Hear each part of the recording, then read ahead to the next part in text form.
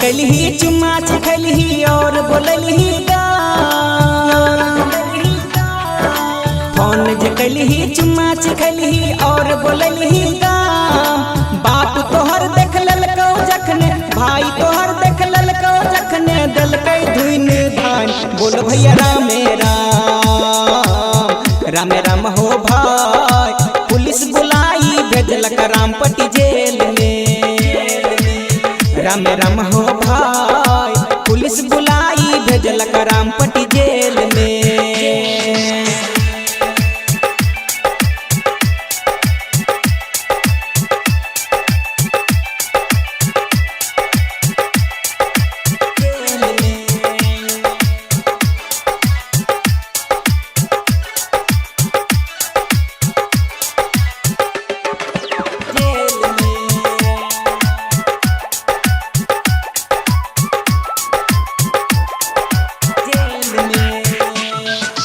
मीठी बोलिया बोल के छौरी लेलक हमरा फसा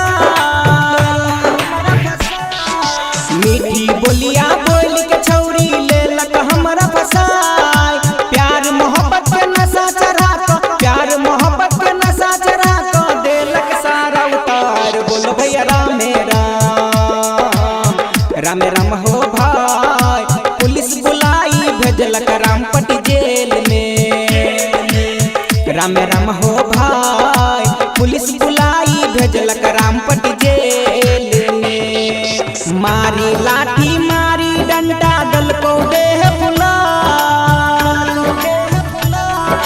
मारी लाठी मारी डंडा दलको देह फुलाई प्यार के चढ़ल पूरे पारा प्यार के चढ़ल पूरे पारा सारा दलको उतार बोल भैया रामे राम हो भाई पुलिस बुलाई भेजलक रामपटी जेल में राम हो भाई पुलिस बुलाई भेजलक रामपटी जेल में।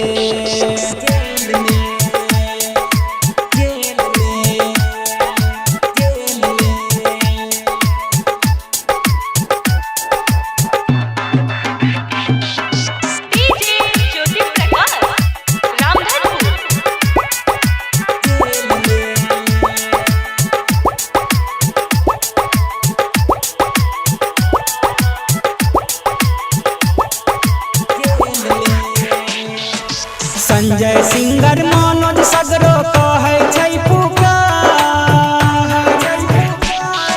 संजय सिंगर मनोज सगरो कहै छै पुकार कोनो छोरी के ने फेरा में परिहा कोनो छोरी के ने फेरा में परिहा दे तो इज्जत उतार बोल भैया रामे राम हो भाई पुलिस बुलाई भेजलक रामपटी जेल में राम हो भाई पुलिस बुलाई भेजलक रामपटी जेल में। फोन जे कलही चुम्मा चखलही और बोललही फोन जे कलही चुम्मा चखलही और बोललही बाप तोहर देख ललको जखने भाई तोहर देख ललको जखने दलकै धुन धान बोल भैया रामे राम हो भाई पुलिस बुलाई भेजलक रामपटी जेल में राम हो भाई पुलिस बुलाई भेजलक रामपटी जेल